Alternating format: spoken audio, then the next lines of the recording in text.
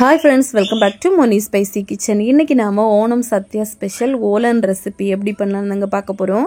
இது வந்து பாத்தீங்க அப்படினா முக்கியமா பிரேக்ஃபாஸ்ட்க்கு ரொம்ப நல்லா இருக்கும். அது மட்டும் இல்லாம நம்ம வந்து டின்னருக்கு கூட சாதம் கூட இது எடுத்துக்கலாம். ரொம்பவே சுவையா இருக்கும். நம்ம தேங்காய் பால் எல்லாம் விட்டு பண்றோம் அப்படிங்கறனால குழந்தைகளுக்கு எல்லாம் நீங்க தாராளமா கொடுக்கலாம். முக்கியமா இடியாப்பம் எல்லாம் பண்றீங்க அப்படினா இந்த ஒரு ரெசிபி நீங்க நார்மலாவே இந்த ஒரு குழம்பு வைக்கலாம்.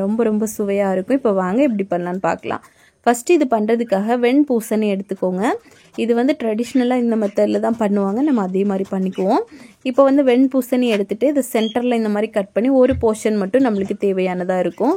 இப்போ இந்த மாதிரி எடுத்துட்டு இதோட ஸ்கின்னை வந்து இந்த மாதிரி கட் பண்ணி ரிமூவ் பண்ணி மாத்தி வச்சிடலாம். மாத்தி வச்சிட்டு அதுக்கு அப்புறமா உள்ளே இருக்கக்கூடிய சீடையும் நம்ம கட் பண்ணி எடுத்துடலாம். இது வந்து பாத்தீங்க அப்படினா நீர்ச்சத்து அதிகமா இருக்கக்கூடிய காய் வெரைட்டில ஒன்னு. சோ உடம்புக்கு ரொம்ப நல்லது. weight lossன்னு போகும்போது நீங்க இந்த காய் வந்து தாராளமா எடுத்துக்கலாம். இப்போ வந்து பாத்தீங்கன்னா இந்த மாதிரி கட் பண்ணிட்டு உள்ளே இருக்கக்கூடிய சீடை வந்து நம்ம தனியா எடுத்து மாத்தி வச்சிருவோம். மாத்தி வச்சிட்டு நம்ம வந்து குட்டியா இத வந்து கட் பண்ணி எடுத்துக்கணும். அதாவது ரொம்ப சின்னதா கட் பண்ண கூடாது. மீடியம் சைஸ்க்கு நான் வந்து உங்களுக்கு கட் பண்ணி காமிக்கிறேன். அந்த சைஸ்க்கு கட் பண்ணி எடுத்துக்கோங்க. இப்போ வந்து விதைகளை எடுத்துட்டோம். இந்த மாதிரி சின்னதா கோட் போட்டுட்டு ஸ்கொயர்ல நம்ம வந்து கட் பண்ணி எடுத்துக்கலாம். குட்டி பீஸா இந்த மாதிரி இந்த சைஸ்க்கு கட் பண்ணி எடுத்துக்கோங்க. இதுவும் பண்றதுக்கு பாத்தீங்க அப்படினா ரொம்ப டைம் எல்லாம் ஆகாது. நம்ம வந்து ஃபர்ஸ்டே எல்லாமே ரெடி பண்ணி வச்சிட்டோம்னா ஒரு 5 மினிட்ஸ்க்குள்ள எல்லாம் நம்ம வந்து பண்ணி முடிச்சிடலாம். இப்போ இந்த மாதிரி கட் பண்ணி மாத்தி வச்சிரணும். இப்போ நமக்கு வெண் பூசணி வந்து ரெடி ஆயிருச்சு. இப்போ இதெல்லாம் மாத்தி வச்சிட்டு மண் சட்டியில தான் நம்ம வந்து ரெடி பண்ணி எடுத்துக்க போறோம். ஒரு மண் சட்டி எடுத்துக்கோங்க. இதுல வந்து இப்போ நம்ம கட் பண்ணி வச்ச அந்த வெண் பூசணி எல்லாத்தையுமே உள்ள போட்டுறலாம். இப்போ டைரக்டா எல்லாத்தையும் உள்ள போட்டுருங்க. போட்டுட்டு இது கூட கொஞ்சமா கறிவேப்பிலை நல்ல ஃப்ரெஷ்ஷான கறிவேப்பிலையா சேர்க்கணும். அப்புறமா 2 பச்சை மிளகாய் போட்டுக்கோங்க. காரம் அதிகமா சாப்பிடுவீங்கன்னா ஒரு 5 கூட நீங்க வந்து போட்டுக்கலாம். அப்புறமா தேங்காய் பால். இது வந்து பாத்தீங்க அப்படினா 3வது தண்ணி. அதாவது 3வது வாட்டி நம்ம தேங்காய் பால் எடுத்த தண்ணி.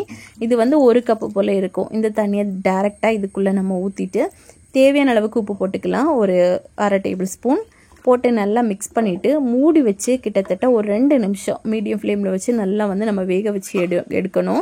இந்த வெண்பூசணி பாத்தீங்க அப்படினா நல்லா மசிய வேகணும். அது வரைக்கும் மூடி போட்டு வேக வச்சு எடுத்துக்கோங்க. இப்போ பாத்தீங்கன்னா ஒரு 2 நிமிஷம் ஆயிருச்சு. இப்போ வந்து சூப்பரா நமக்கு வந்து வெந்து வந்திருக்கு. இது இன்னும் நம்ம பால் ஊத்தி பண்ணும்போது இன்னும் நல்லா வேகும்.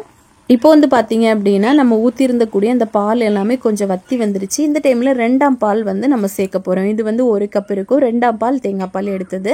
இப்போ இதையும் சேர்த்து நல்லா மிக்ஸ் பண்ணிட்டு இது கூடவே பாத்தீங்க அப்படினா தட்டைப்பயிறு. இது வந்து நான் வேக வச்சு எடுத்திருந்தேன். தட்டைப்பயிறு ஊற வச்சு தான் வேக வைக்கணும்னு அவசியம் இல்லை. குக்கர்ல போட்டு நல்லா வறுத்துட்டு அதுக்கு அப்புறமா 1 கப் பயிருக்கு நீங்க 3 கப் தண்ணி சேர்த்து கொஞ்சமா உப்பும் போட்டு வேக வச்சு எடுத்துக்கலாம். இந்த அளவுக்கு நல்லா மசிய வேக வச்சு எடுத்துக்கணும். இப்போ எடுத்த பயிரை நம்ம டைரக்ட் இதுக்குள்ள போட்டுறலாம். இந்த பயிருக்கு பதிலா நீங்க வந்து நார்மலா ட்ரெடிஷனலா பண்ணக்கூடிய மெத்தட் அப்படினா நமக்கு பச்சை பயிறு கடையில வாங்குவோம்ல பயிரா கட் பண்ணி சாப்பிடுறது. அதுல இருக்கக்கூடிய விதைகளை மட்டுமே எடுத்து கூட நம்ம வந்து இந்த ஒரு ரெசிபி பண்ணலாம். அதுவும் ரொம்ப நல்லா இருக்கும். இப்போ இதையும் மூடி போட்டு ஒரு 2 நிமிஷம் வேக வைக்கும்போது பாத்தீங்கன்னா இந்த பருப்பு எல்லாமே அதாவது தட்டைப்பயிறு எல்லாமே கொஞ்சம் நல்லா வெந்து குழைவா நமக்கு வரும்.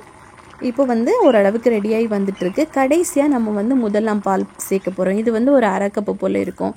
இந்த பால் சேர்த்ததுக்கு அப்புறமா ஸ்டவ்வை வந்து ஆன் பண்ணக்கூடாது. ஸ்டவ் ஆஃப் பண்ணிருங்க. கொதிக்க வேண்டாம்.